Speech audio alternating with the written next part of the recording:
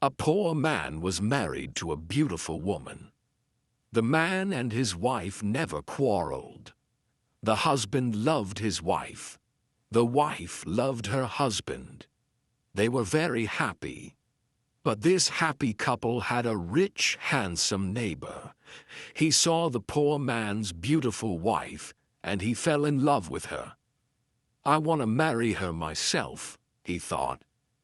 Every day, when the woman's husband was working in the fields, the rich man went to the poor man's house. "You're a beautiful woman," he said to the poor man's wife, "but your clothes are old. Why doesn't your husband buy new, pretty clothes for you? I'm sure he doesn't love you. If he loved you, he would buy wonderful clothes for you. Divorce him and marry me. I will buy you beautiful new clothes, the best in the land. Then you will be the most beautiful woman in Ethiopia." At first, the woman didn't listen to the rich man, but he came to her house every day, and every day he said the same things. At last, she began to think, "Perhaps my neighbor is right. Why doesn't my husband buy beautiful new clothes for me? Perhaps he doesn't love me." That night, she said to her husband, "Look at me, husband. My clothes are old and ugly. I want new ones. Buy me some new clothes." Her husband smiled at her. "You don't need new clothes," he said. "You are the most beautiful woman in the world to me." She was angry. "Don't you love me?" she said. "If you love me, buy me a new dress." Her husband loved his wife, and he wanted to please her. "I have only a little money," he thought, "and I need a new plow. But I want my dear wife to be happy." So the next day he went to the market, and he bought a new dress for his wife.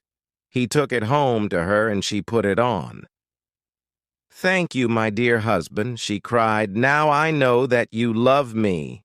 When the rich man came to see her again, she was wearing her new dress. "You see," she said to him, "my husband loves me very much. He bought me this beautiful new dress." The rich man shook his head. "But a good husband doesn't only give his wife new clothes," he said. "He gives her gold. Where's your gold necklace? Where are your gold rings? Why doesn't your husband give you those?" He opened a box and showed her some beautiful gold jewelry. "Look at these," he said. "Divorce your husband and marry me, and I will give all these to you." The woman did not listen to him. "Go away," she said. "I love my husband, and he loves me, and we are happy together." But the rich man came again every day, and every day he showed her the box of jewelry. At last, she began to think, "Perhaps the rich man is right. Why doesn't my husband buy gold for me? Doesn't he love me?" That day, she didn't make a fire. She didn't cook a meal. Her husband came home late after a long day in the fields. He was tired and hungry. "There's no dinner for you tonight," his wife said. "You don't love me." "What?" her husband cried. "But my darling, I love you more than anything. You are the most wonderful person in the world." "Then why don't you buy me some gold jewelry?" she said. "When a man loves his wife, he gives her a gold necklace and rings for her fingers." Her husband looked worried. "I spent money on her new clothes," he thought. "How can I find more for gold? I'll go and see my brother. Perhaps he will lend me the money. I must buy gold for my dear wife. I want her to be happy." The next day he went to visit his brother. "Lend me some money, brother," he said, "and I will work for you in your field." "All right," his brother said, "but you must work hard. There are many stones in my field, and you must move them all away." Her husband agreed and took the money. He went to the market and bought some gold jewelry. Then he took it home to his wife. His wife was very happy. She put the necklace round her neck and put the rings on her fingers. "Look at me," she said. "Am I not beautiful?" "You're very beautiful," her husband said. "If you are happy, I am happy." She put her arms round his neck. Thank you, my dear husband," she said. "Now I know that you love me." The next day, her husband went out very early, before the sun rose in the sky. He ran to his brother's field. It was covered with stones. "I must work very hard now," he thought. "I must start early and stop late. I must pay my debt to my brother." His wife was working happily at home. "I'll make a wonderful dinner for my husband tonight," she thought. "He gives me wonderful presents. He works hard for me. I know that he loves me." "Hello?" a voice called out. "Are you there?" The woman went outside. Her rich neighbor was there. "Ah, it's you," the woman said. "Listen, neighbor, you were wrong about my husband. Yesterday he bought me this beautiful jewelry. He loves me very much, and I love him. I will not divorce him. I will not marry you." The rich man was worried. Her husband loves her too much, he thought. If I want her, I must be clever. At last he said, "Your husband gave you clothes and jewelry, but I can give you more than that." "What? What do you mean?" the woman cried. "Can your husband make miracles?" the rich man asked. "Miracles? No, of course he can't make miracles," the woman answered. "Only God can make miracles. Men cannot make them." "But I can," the man said, "because I love you. Love can make miracles. If your husband loves you, he can make miracles for you. If you love me, I will make miracles for you." "Make a miracle for me now," the woman said. "I can't," the rich man answered. "You must promise to love me first. You must leave your husband and come to me. Then I will make wonderful, wonderful miracles for you." The woman said nothing, and the rich man went away. That night, the poor man came home late. He was very tired and hungry. His wife brought water for him, and he washed himself. She brought delicious food for him, and he ate it. "My poor husband," she thought. "He works so hard for me, and he is so tired and hungry. The rich man is foolish. How can my husband make miracles? It's impossible." But the next day, and the day after, and the day after that, the rich man came to her house again. "Did your husband make a miracle for you yesterday?" he asked the woman. "Leave him and love me, and I will make many, many miracles for you every day." At last, the women began to listen to him. One day when her husband came home, she was sad. "Wife, dear wife, what is wrong with you?" cried her husband. "Are you sick?" "No," she said. "I'm sad because you do not love me." "What?" cried her husband. "But you know that I love you. I bought you new clothes. I bought you gold jewelry. You're the most precious thing in the world to me." "But you don't make miracles for me," his wife said. Her poor husband was very surprised. "Miracles? Of course I can't make miracles," he said. "Why do you want a miracle? Who gave you the idea?" "Our neighbor came to see me today," the woman said. "Love makes miracles," he said. "If a man loves a woman, he will make miracles for her." Her husband was very worried. "That wicked man wants to take my wife," he thought. "All this trouble comes from him.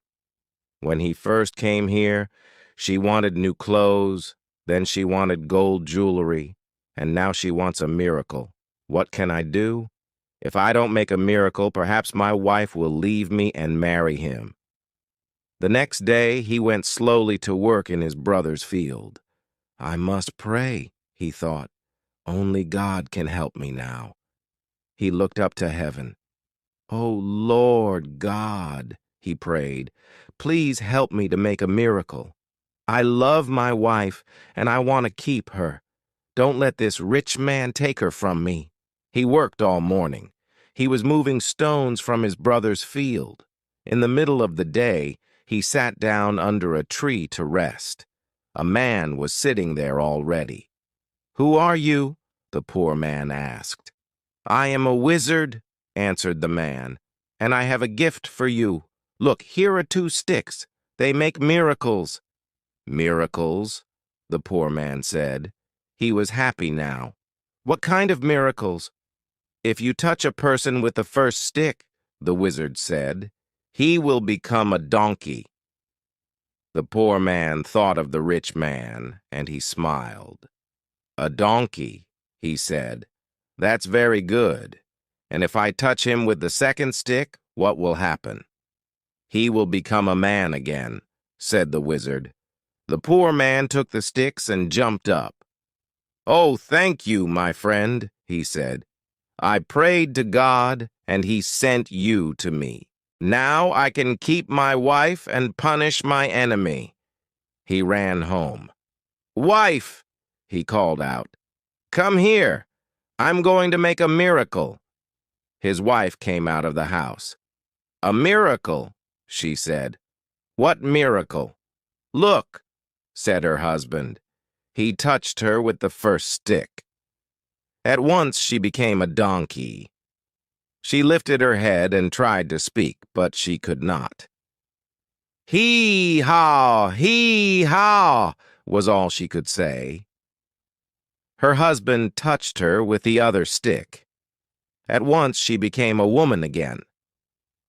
"Husband, that's wonderful," she said. "It's a real miracle. How did you do it?" "I prayed to God," her husband said, "and he helped me. And now, wife, I am going to punish my enemy." "Your enemy?" said his wife. "Who is that?" "You know my enemy," her husband said. He was looking at her. He wasn't smiling now. "It's the rich man, our neighbor. He comes to our house when I am working in the fields. He gives you bad ideas. Ask your husband for new clothes, he says. Ask him for gold jewelry. Ask him for a miracle." Am I right? Did our rich neighbor give you all these ideas? His wife said nothing.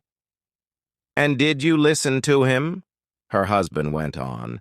His wife did not look at him. She was ashamed. "I'm sorry," she said. "It's true. He said all those things. He wanted me to divorce you and marry him, and I listened to him." "And do you want to divorce me and marry him?" her husband asked. She looked at him. Her eyes were full of tears. "No, dear husband, I want to stay with you forever, and I will never listen to him again." "Then take this stick," her husband said, "and touch the rich man with it."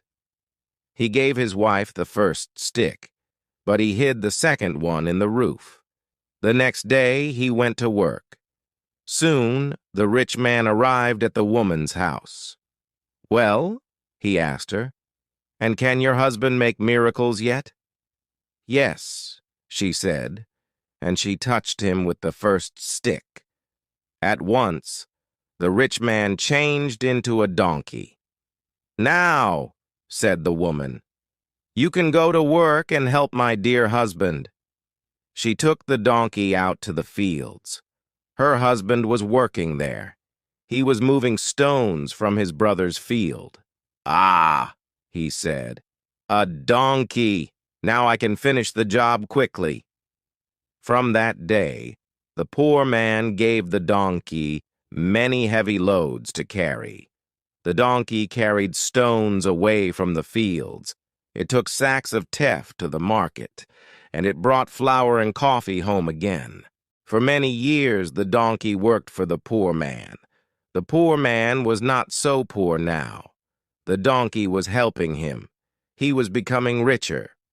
One day the poor man looked at the donkey. It was tired and old. It stood still. Its head was bent down.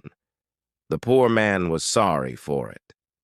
He went into his house and brought out the second stick. Then he touched the donkey with it. At once, the rich man stood there. But he was not a handsome young man now. He was old. His back was bent. He was very, very tired. "You tried to take my wife away from me," the poor man said. "That was wrong. Go home now. Don't look at other men's wives again." The rich man went away, and he never came back again. But the poor man and his wife lived happily together for many more years.